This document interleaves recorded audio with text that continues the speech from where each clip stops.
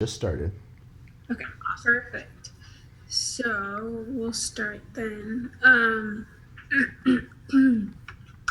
So the first part of this, we're gonna talk about Stepanik.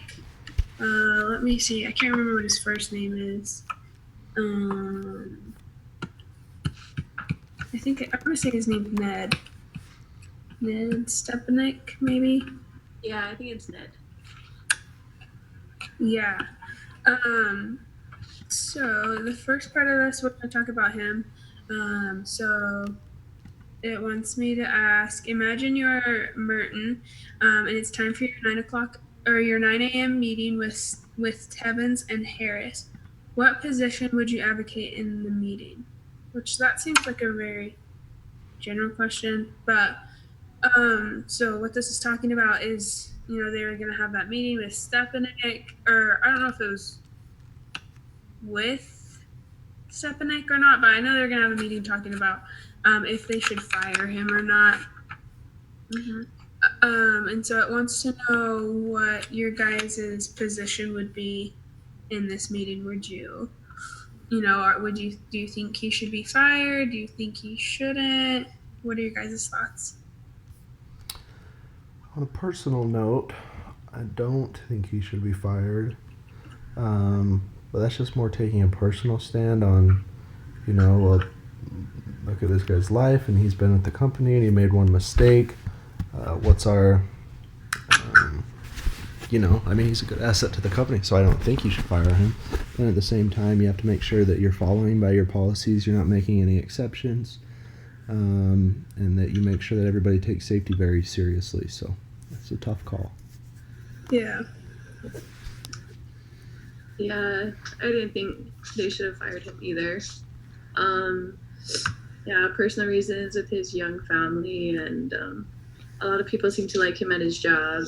And it sounded like you don't have like too much background on what actually happened. So like, he talked about how he slipped on something, like some material that was out or whatever. And I mean, I think it was a safety precaution in itself if he had to go fix something. So I'm sure something was broken and it needed to be repaired anyway. Mm-hmm. And I'm sure he already knows safety precautions. And because he fell, it seemed like he tried to brace himself. And maybe if you had gloves on or whatever, like maybe you could have braced yourself a little bit better. But yeah, I didn't. I mean, it also talks about how he had like several cases where people got hurt on his watch or whatever. Yeah. So I mean, that's kind of a big one. But then again, like it seemed like an accident. Yeah. Yeah, I mean, this is a tricky situation because they are trying to make a push towards safety and making it more important in the workplace.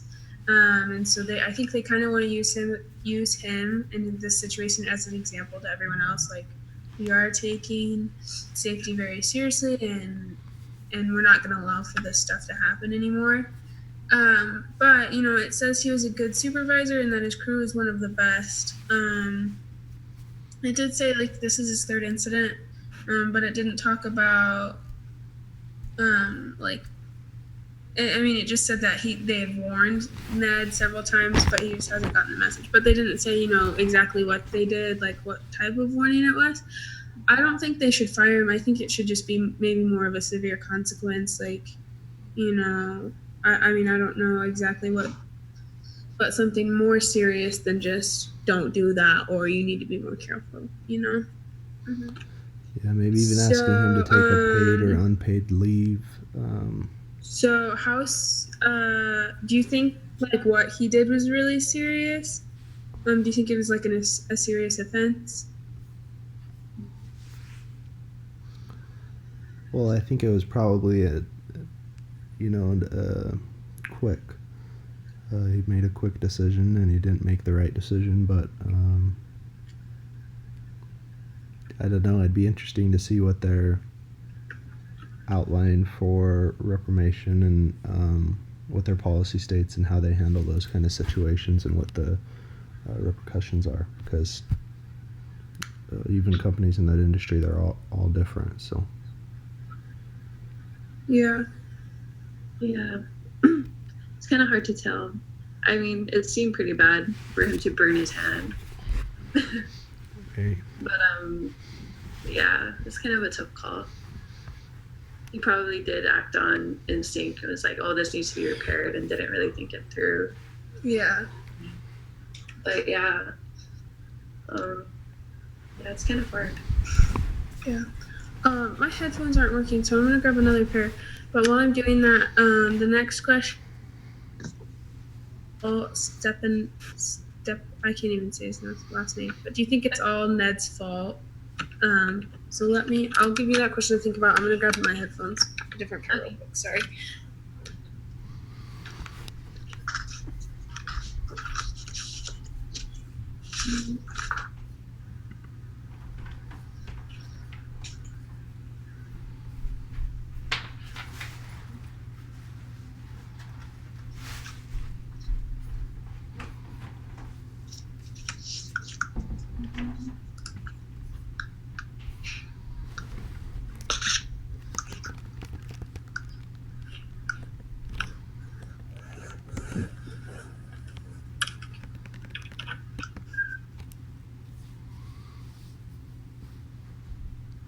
Sorry about that.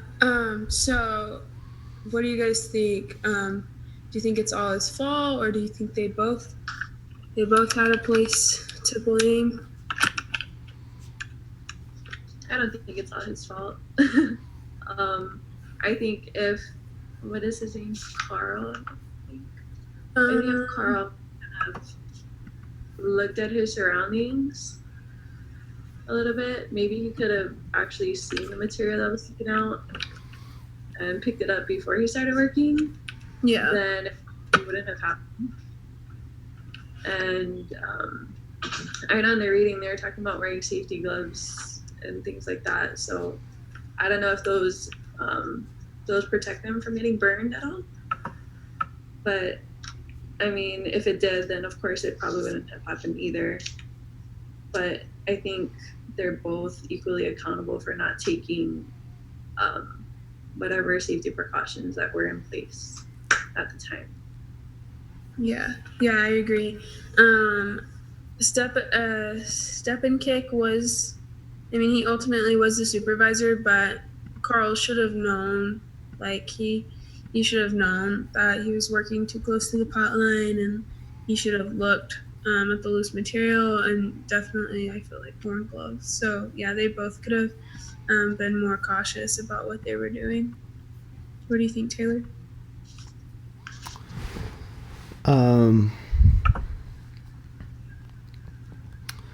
I mean, he definitely could have had more. He could have had more precautions as he made him go out, but at the same time, I still feel like the ultimate safety of the individual lies on the individual. They should have taken more precautions, and he should have.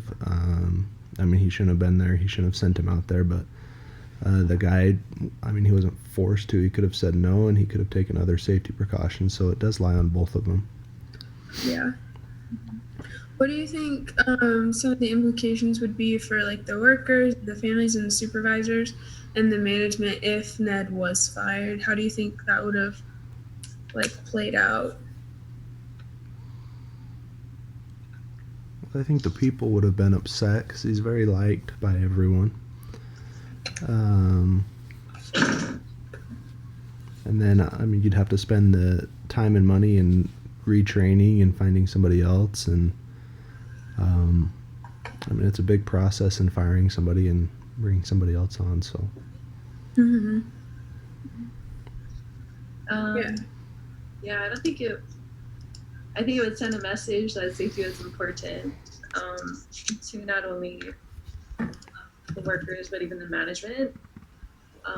His family would probably suffer because it says that he has a young family at home. And like you said, Taylor, it takes a while to find a new job and to relocate if you need to. And yeah, I think the workers would be really upset, especially if their division was really high up there in safety. And it doesn't say what division he worked in, but it sounds like there's more dangerous ones versus the safer ones. So if he was in a more dangerous situation, then I think um, I think it's kind of hard to always be safe. But yeah. Yeah. Um.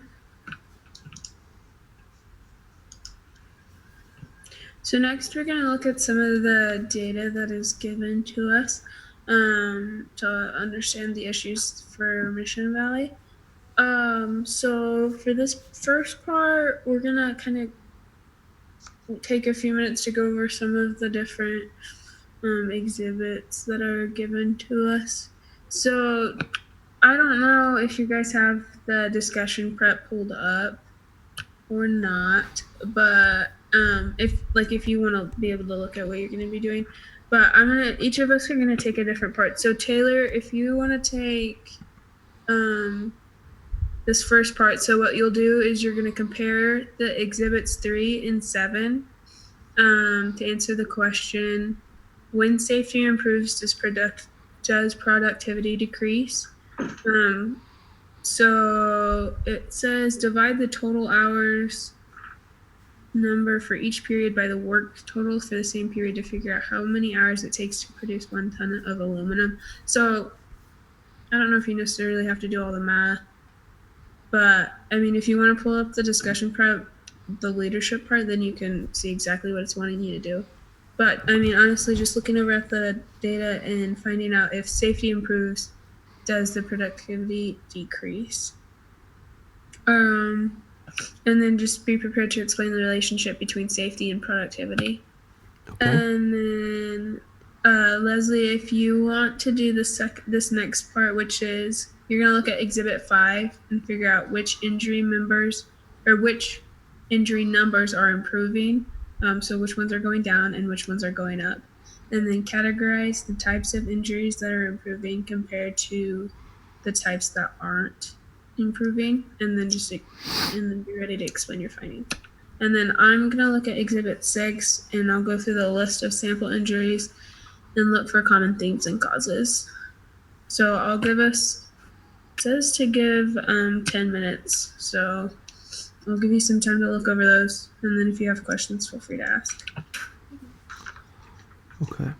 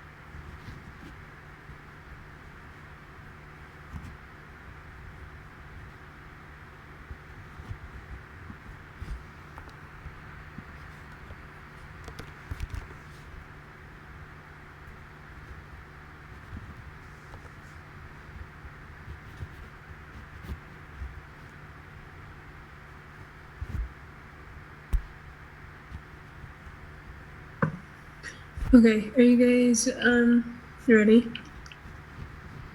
Yeah, I am. Yeah. Okay. Um okay, so Taylor, what did you discover by looking at that exhibits 3 and 7? It's kind of interesting because when you look at all the numbers, the more production usually is when they are being less safe. If that makes sense. So, like July of '91, that's the only. I mean, they did July and August, but July is when they did just 1 month and they had extremely high numbers.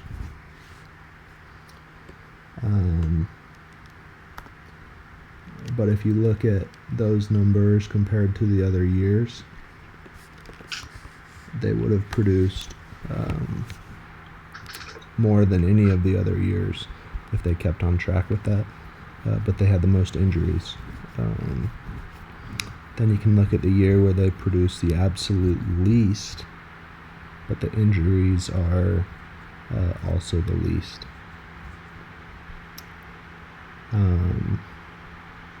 So I think it kind of correlates there with the higher your production, the more injuries there are going to be. The more safe you are, the less production that you're going to be able to have.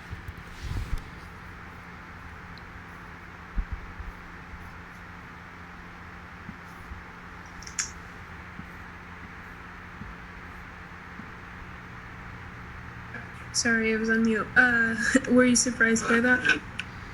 Not really. I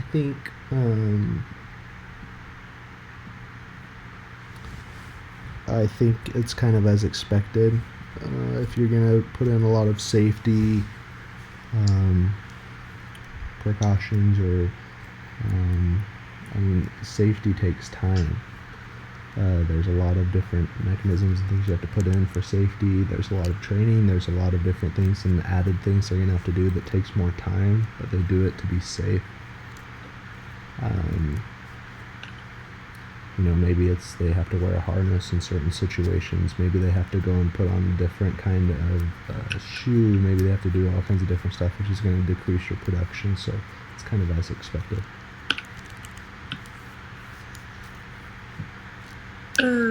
Yeah. So, and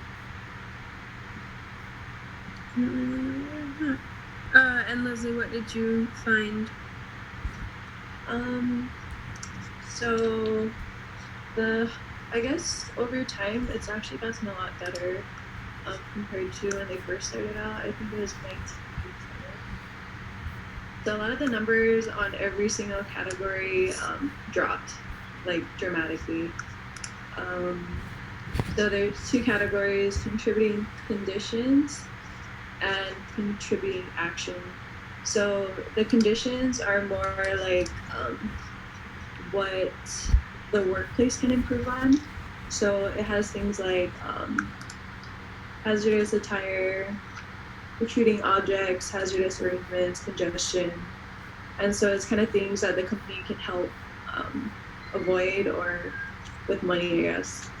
And then contributing action is more like the highest numbers were, well, it technically only goes up by one person or two people, but the ones that were going up was operating without training, nullify safety device, use unsafely, and power on. So it's all like common mistakes, or I feel like it's also lazy things that people tend to forget to do. Or, yeah, so I guess most of the things that the company can prevent, like all the numbers go down. And then when it comes to simple things like turning something on, or using certain equipment, that's where the numbers are a little bit higher.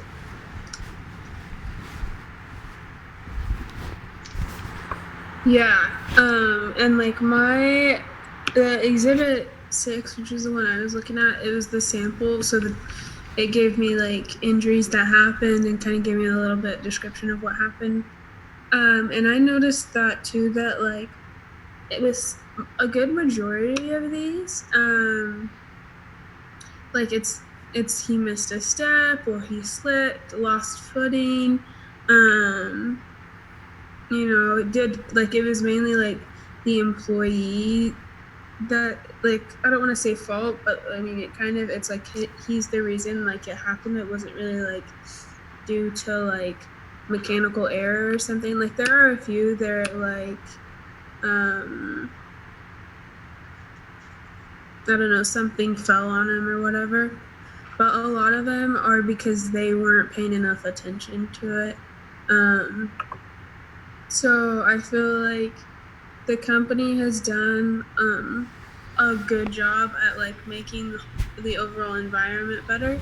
It's going to be more now of employees taking the time and slowing down and making sure everything's as it should be before they start doing whatever it is they're supposed to do. What type of problem do you guys think is easiest to solve? The ones that are expensive, or the ones that involve people's behavior?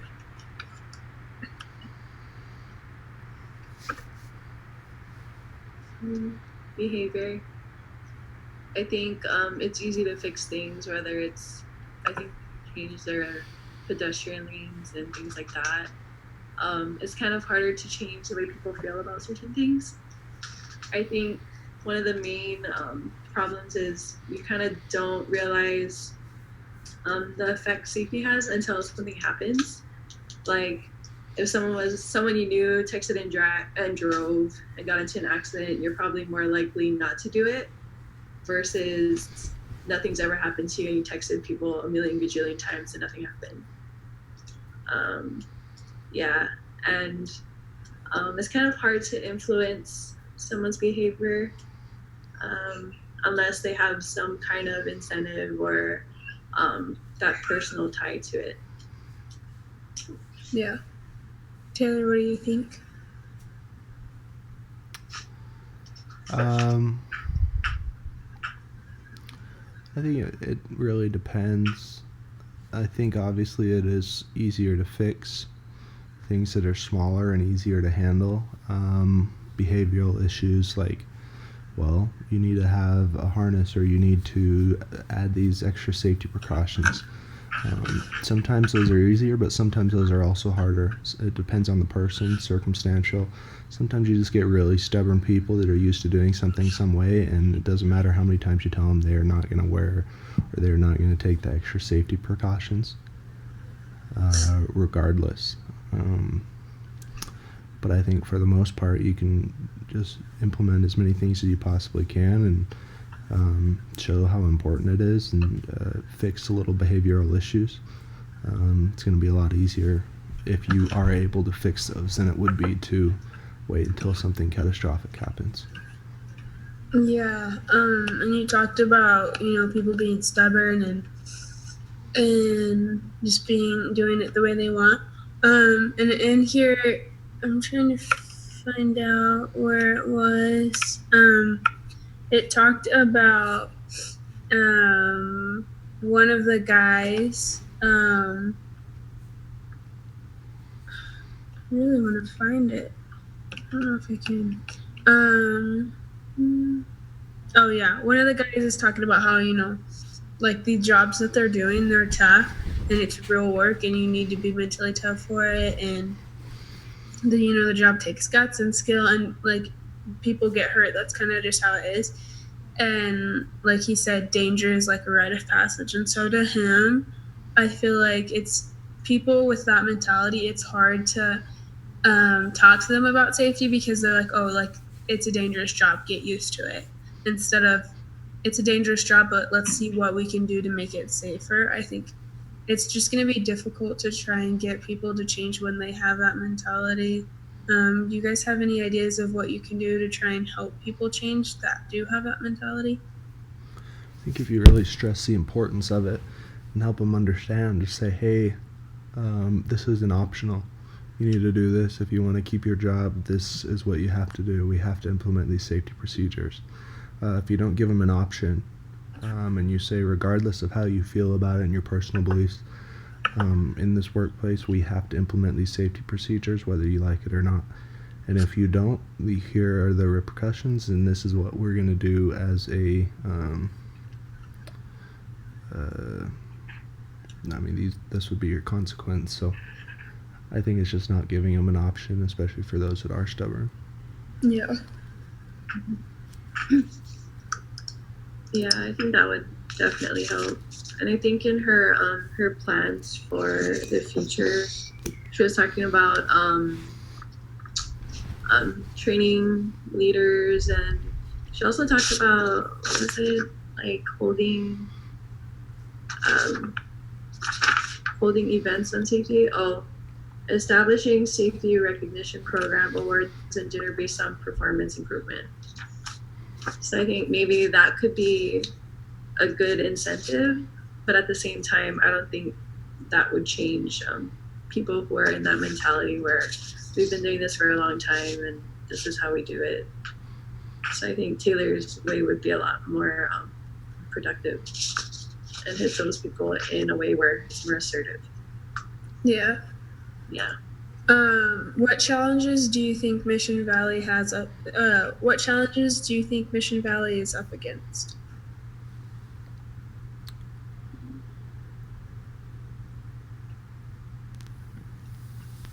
I think there are a lot of different categories of challenges. I mean, like in my assignment, you can just kind of tell like one of the challenges versus the company as well. Do we want to get rid of our safety procedures so that we can increase our production and then keep our fingers crossed, and if something happens, just pay it out down the road? Or do we want to implement the safety procedures, reduce our production, but save on the costs that we would spend in those injuries? So I think that's one of the obstacles that any company has. Then they also have obstacles of, okay, well, we want to stay on the safe side and we're going to implement all these safety procedures. Now we have to enforce it. It's a whole nother ball game, is trying to get people to actually do what you decide you're going to do. Yeah. And I don't know if it was their boss or their CEO or whatever, he had like no tolerance for anything that happened regarding safety. Like he wanted absolutely no accidents, no mistakes, no nothing. So I think in every job, there's always that little chance of something happening. And when you have no tolerance for it, it's a good thing not to have tolerance for it. But at the same time, I think in that industry, there's just so many things that are dangerous and there's so many things that can go wrong. And that they're already so low behind the average, I think. They're on the lower end. So that's a good thing. And through the reading, it seemed like there's a lot of people who've been in that business for so long and they've known that job for forever. And now that they're changing things, people see it as not being as productive, not being manly enough. It comes with the job, things like that. And it's kind of hard to change that mentality of people who've been doing things for a long time a certain way. And especially when it makes more work for you, I think it's hard. So I think when it comes to attitude and perspective, it can be a challenge. Yeah, I definitely agree. Especially with the first part of what you're talking about, the boss. I don't really know exactly what, I can't remember what his exact title is, but the guy who's the most high up, he doesn't think there's any room for error, and they have already improved, but he's like trying to get them to improve even more. And at this point, they've improved a lot of, I don't even know what you call it, like the mechanics of like different operations and stuff. And so at this point, it's up to, people actually taking the time to slow down and do things right and take those precautions. And so I think that's going to be one of their main challenges, is just trying to train people to be cautious in this type of field of work, is where it's it's known that this is a dangerous job, and they're just kind of like, you know what you're getting into instead of trying to be better. What has Mission Valley done in the past to improve its safety record so much that they have so few serious injuries compared to other similar companies?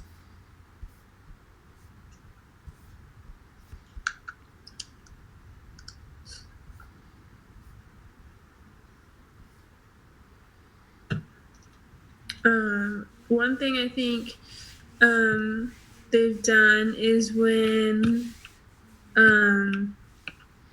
the Powell guy passed away, they changed like the speed limit of I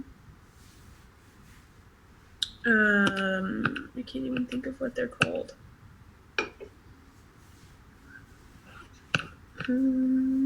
The forklifts. Yeah, the forklifts. That's what they're called. Thanks. Yeah, they changed the speed limit of the forklifts and made up a few different safety rules to try and help with that, which I think was a good idea. It made it a priority too. They implemented new procedures. They took people's opinions into consideration and how to make the workplace more safe. They invested a lot of time and money into safety, and they started to see results from all of their actions.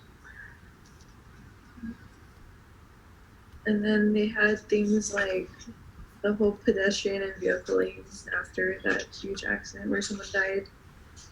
And then they started using cranes and even like their protective material, like wearing long sleeve shirts. And if you work construction alone, I think it's really hot.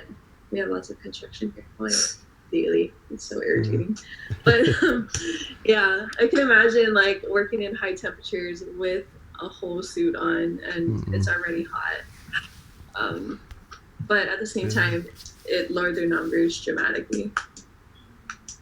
So they've been doing a good job. Yeah. True. This next question is kind of pretty much the same one. Just asking what are specific things they've done that are successful, and I feel like we already listed some of those. Will doing more of those things help them move the rest of the way toward their goal, or do you think there are other ways they could reach their goal? I think they need to continue on the route they're on, do more of those.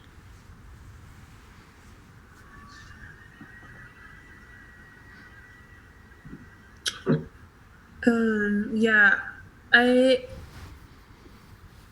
don't know. I feel like at this point they're doing a good job about trying to improve.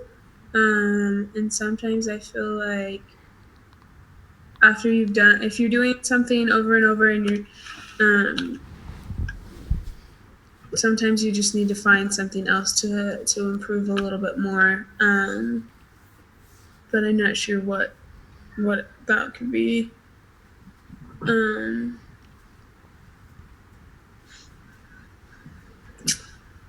Leslie, do you have any thoughts on that one? No, I think mine is about the same as yours. Yeah, it's hard to come up with ideas for them because, at least for me, trying to understand all the different processes, the smelting and everything, it was just hard for me to understand exactly how that all worked.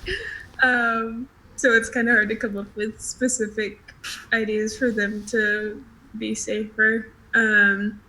What do you think are some of the challenges for the future? I think as their business continues to grow, they have to grow with it and keep their safety a top priority. They're going to continue to produce and hire more people and make sure that they're trained and make sure that everything is set up safely and make sure that all of their safety policies and procedures are being enforced throughout as they grow, or with new employees and turnover. Just maintaining that. I think that's the biggest challenge, and that's the challenge, I think, for any business. Yeah. I feel like, especially for me, at the beginning of for like example the semester, I'm like, okay, I'm going to do this and this and this, and then as the semester goes, everything just kind of gets very casual. And so I think that can be a problem is things start to be taken too casually, and they forget to do it, or it's just not taken as seriously. And so I think they need to have ways to continue to every so often be like, hey, this is still important, and not let it just become something casually that they just go through the motions, but that they're actually paying attention. Mm-hmm. Yeah, I think they have to figure out how to motivate those people that have been doing it for so long, and even those new employees. I know they were talking about how there was negative feedback from some workers who thought it was just over excessive and things like that. So I think as a new employee, if you hear one side that's negative and one side that's positive, I have to find that balance to keep them all motivated, whether they're new or old.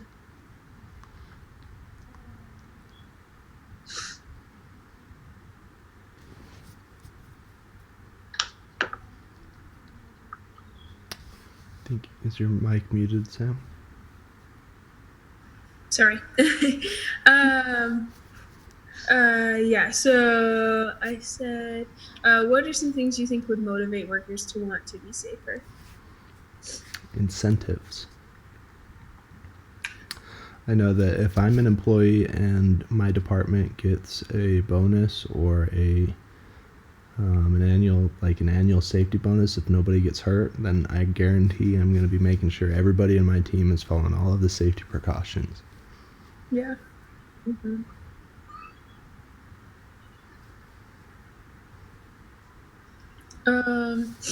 So this next part, it wants me to ask you guys about your own safety procedures, such as, do you always wear your seatbelt? Do you avoid texting in dangerous places? Do you cross out crosswalks? Do you use a ladder instead of a chair? Do you always drive the speed limit? If I'm being honest, no, I don't always do those things. There's some of them that I take more seriously, but I think for me, it kind of just depends on each of them, such as like texting while driving. I've heard of so many cases that for me that really hits home, and I don't want to ever have to be in a position. But like crossing at a crosswalk, for some reason, that's not as serious to me. I don't know. I think I definitely have room for improvement on being safer. I think everybody does. I know that for me, like in my car, I didn't used to wear my seatbelt in my high school car, but the one I have now beeps at me if I don't, and it drives me crazy, so I have to. So I think there are little things like that that encourage you to be more safe. Mm-hmm. Yeah, I used to get text notifications on my phone. If I try to send a text message, then it would alert me and tell me that I'm driving and to stop texting. I kind of disabled that, but it's kind of hard. It's like stopping at a stop sign when nobody's around and it's like 12 o'clock at night. Right. Or you're crossing the sidewalk is or the crosswalk is really far, and you just need to go over, right? Like if you're on campus or whatever. It's kind of hard to follow those, I guess. But I've noticed that after I had kids, it became a lot easier to do all of these things because I guess you have more responsibility, or if you're not just thinking about yourself. And those are the things that I want my kids to do. So in that way, it changed my behavior. Yeah, and I think if certain things hit home for you where safety was an issue, then of course you're going to remember to do those things. But yeah, it can be really hard to. It can be hard to do things, especially if it's not convenient. Yeah. Yeah. So now 1922. So we're supposed to go through each item on the list.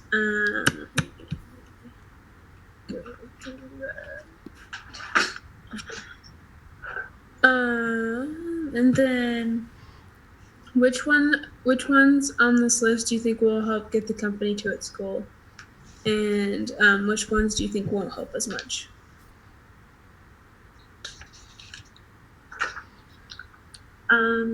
I don't think number 3, it says publish a biweekly newsletter on safety implant.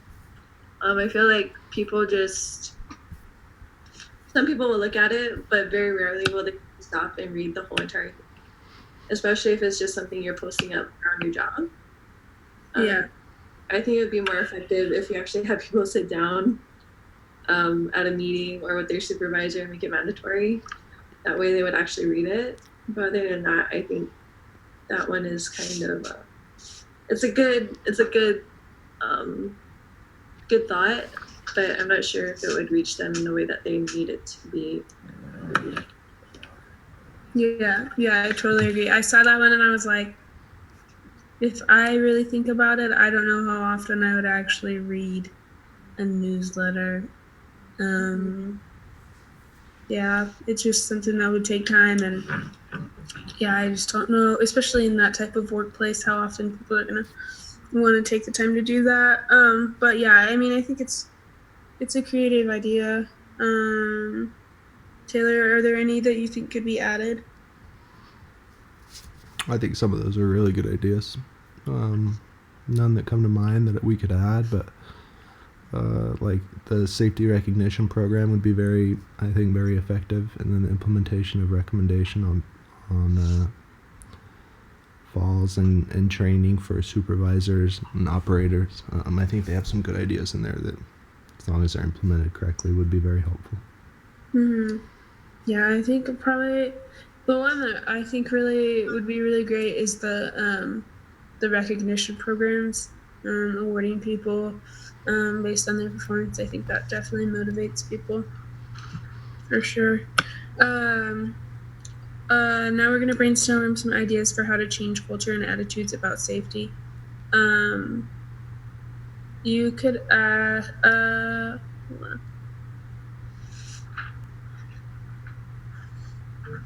So pretty much the whole town works at Mission Valley. I'm really confused by what this is saying. Okay, I don't know. We'll just skip that spot. And then this final wrap up, it wants to talk about what you learned from talking about this case and would apply to future workplaces for you.